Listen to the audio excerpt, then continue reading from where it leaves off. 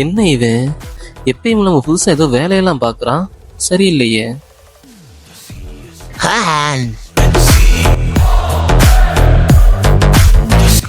ரொம்ப சீரியஸான மேட்டரா இருக்குமோ?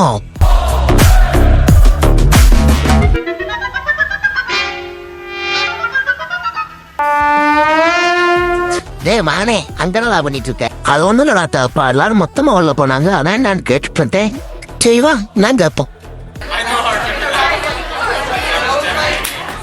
ஏதோ ஆடி ஆப்பர்னு பேசிட்டு இருக்காங்க. ஐயோ இவங்க சும்மாவே கிஃப்ட் ஆப்பர்னு பறக்க விடுவாங்க, இது ஆடி வேற வருது, இனி சின்ன கையிலே முடிக்க முடியாது.